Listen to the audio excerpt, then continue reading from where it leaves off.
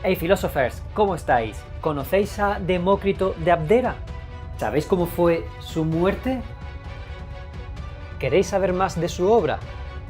Pues yo te lo cuento de una manera diferente. Bienvenidos a mi canal, yo soy Audiolibre y aquí comienza la muerte y la obra de Demócrito de Abdera.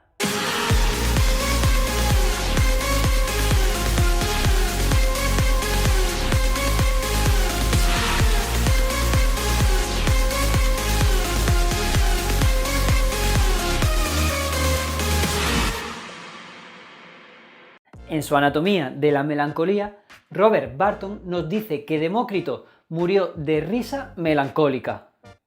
Demócrito vivía en el campo y dividía su tiempo entre el estudio de la filosofía, cuidar su huerta y dar un paseíto por el monte. Y en los últimos años de su vida era bastante habitual verlo reír así porque sí, sin ton ni son. Esa risa tonta llegó a preocupar a todos los ciudadanos de Abdera, hasta el punto de llegar a pedir ayuda al médico más hábil de toda Grecia, al gran Hipócrates. Cuando éste escuchó el caso, lo primero que hizo fue salir al campo a recoger un buen manojo de eléboro, que es una hierba que serena el ánimo, aclara el hígado y serena la locura. Y se presentó en casa del filósofo sospechoso de esta locura.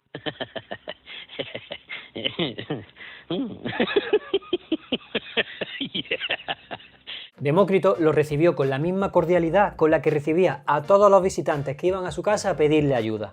Compartió con su huésped una buena merienda y se enteró por boca de Hipócrates que el pueblo estaba un pelín preocupado por su salud mental, a lo que Demócrito le contestó con unas palabras alegres y de gran sabiduría. Antes de que se hiciera de noche, Hipócrates regresó a Abdera y se dirigió al ágora a contarle a todos los ciudadanos las conclusiones que había sacado tras su visita a Demócrito. A juicio de Hipócrates, Demócrito estaba perfectamente sano y cuerdo.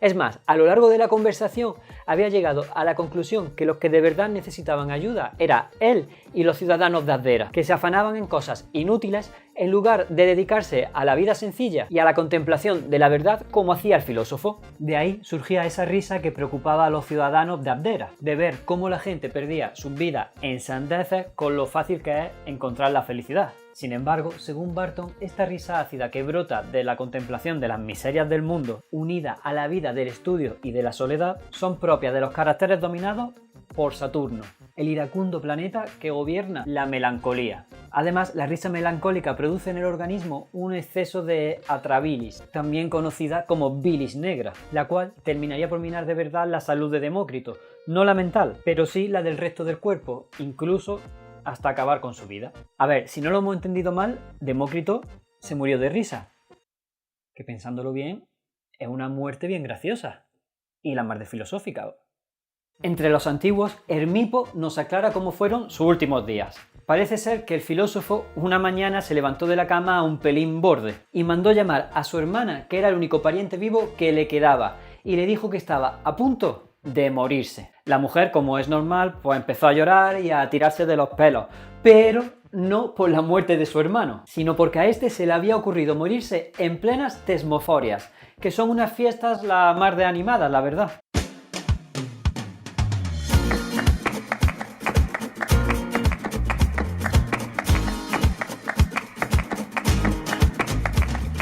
Y claro, con un muerto en casa, a ver cómo se divertía ella. Y claro, pues se la lió al pobre Demócrito, que si que a ti no te gustan estas cosas, que tú el caso es incordial, que si de verdad quisiera a tu hermana no le harías esta faena.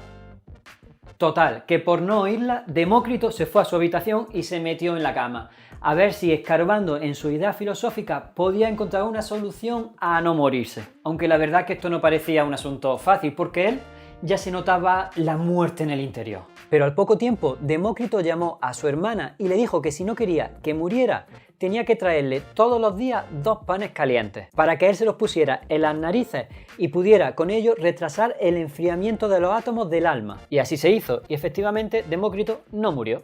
Pero pasada la semana de las fiestas, la hermana de Demócrito se presentó en su casa sin los panes y con cara de funeral. Y a Demócrito le dio tal risa ver la resaca fúnebre que traía su hermana que se le subió la atrabilis por las nubes y se murió sin experimentar dolor alguno, sino todo lo contrario. Había que decir que los abderitanos querían mucho a Demócrito, porque había elaborado para ellos una constitución democrática buenísima. Pero en verdad, el nombre de este filósofo ha pasado a la posteridad por ser el primer filósofo en pensar que la realidad estaba compuesta por átomos. Y como es natural, la historia de la ciencia presenta a este filósofo como uno de los precursores de las teorías modernas. Pero también tengo que decir que en Demócrito la teoría atómica no surge de ningún experimento ni de ningún proceso matemático. Pero eso no es impedimento para que el pensamiento de Demócrito pase a través de los años de boca a boca a lo largo de toda la historia de la filosofía y de la ciencia, aunque siempre perseguido por la ciencia oficial, por la teología y muy principalmente por la filosofía escolástica y rancia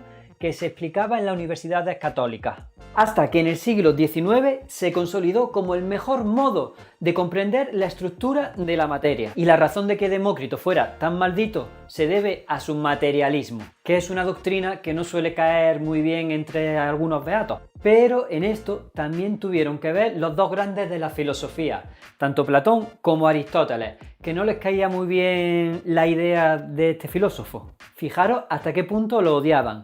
Se dice que Platón llegaba a comprar todos los ejemplares que se encontraba de Demócrito para luego en su casa, sin que nadie lo viera, quemarlos. Y Aristóteles, un poquito menos visceral, dirigió contra la filosofía de Demócrito numerosas y sensatísimas críticas que lograron dificultar enormemente el éxito de su pensamiento. Pero antes de que vosotros lo podáis criticar, vamos a ver primero cuáles son sus rasgos principales y luego ya, pues, opináis. En el vídeo anterior, Parménides y Zenón nos demostraron que nada podía pasar del no ser al ser, ni del ser a no ser, es decir, que nada podía nacer o morir. Sin embargo, cualquiera que mire a su alrededor podrá ver que las cosas se generan y se destruyen continuamente. Y dijimos que de lo que se trataba ahora era de intentar conciliar ambas cosas. ¿Recordáis también que os dije que la muerte de Zenón ofrecía una pista de cuál podría ser la solución? Pues bien, imaginaros que introducimos algo en el mortero, como hicieron con el pobre Zenón. Si lo machacamos suficiente, podremos convertirlo en un polvo finísimo. Pero a partir de un cierto punto, por más que insistamos, no haremos más que remover el polvillo porque ya no se puede machacar más. Y lo que nunca conseguiremos será hacer desaparecer lo que habíamos introducido en un principio en el mortero. Cambiará su aspecto, pero nunca llegará a convertirse en un no ser, pues Demócrito elaboró las siguientes conjeturas para demostrar este suceso. Los cuerpos visibles son agregados de pequeñas partículas sólidas, cada una de las cuales es indivisible, impenetrable, eterna, como el ser de Parménides, y tan diminuta que nos resultan invisibles. Demócrito acuñó el término atomoi, que significa precisamente indivisible, para referirse a esas partículas. Estos átomos nadarían en el vacío, en sentidos y direcciones puramente casuales y azarosas, y chocarían unos con otros de modo que unos se juntarían y formarían cuerpos que más tarde se disgregarían. Pero el universo contiene siempre la misma cantidad de átomos, y de ahí le vino la primera crítica de Aristóteles. Lo que más le duele de Demócrito es precisamente que afirme que los átomos se mueven sin explicarnos cuál sea la causa de ese movimiento, ya que para Aristóteles todo tenía que tener una causa. Bueno, en realidad 4.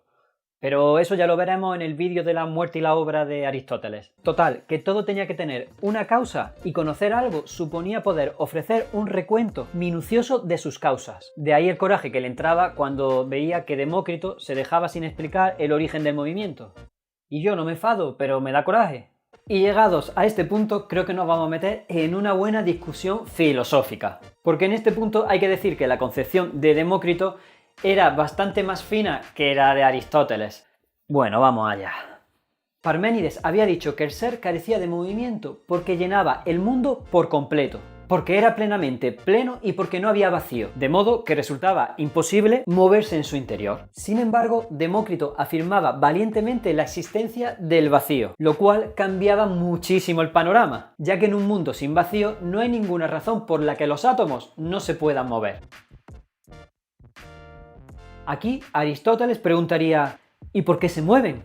Y Demócrito contestaría: ¿y por qué no han de moverse?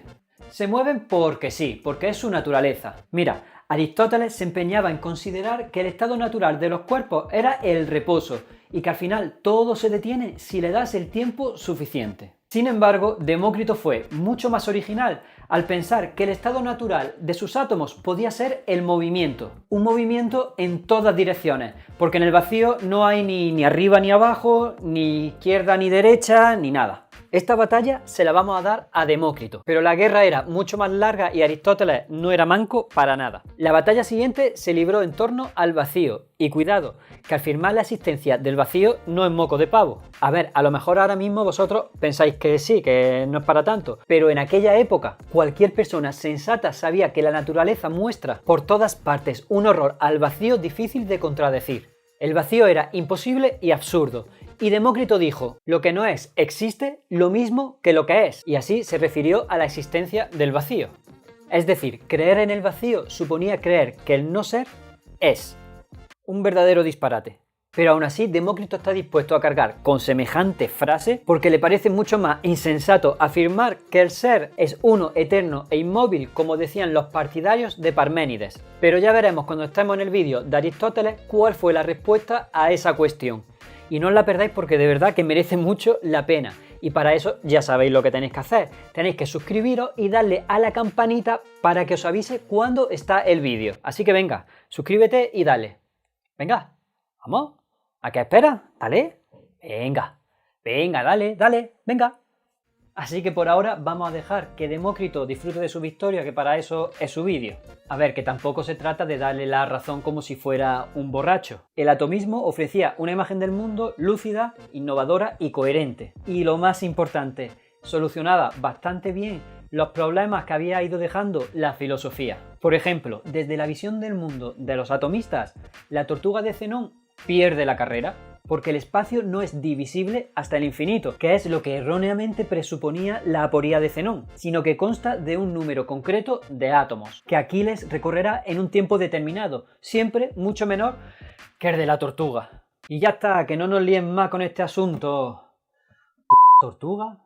Además, Demócrito se esforzó notablemente en explicar todos los fenómenos desde esta nueva teoría. Según nos dice, los átomos difieren únicamente en forma y en tamaño. Estas propiedades explican por sí solas la multitud de aspectos que presenta el mundo ante nuestros sentidos. Por ejemplo, las cosas duras lo son porque los átomos están muy agrupados entre ellas, mientras que en las blandas hay más cantidad de vacío entre un átomo y otro. Las cosas dulces, pues están formadas por átomos lisos, mientras que los sabores agrios y amargos se deben a unos átomos ganchudos o picudos que producen pequeñas escoriaciones en la lengua. La verdad que esto está cogido un poco por los pelos.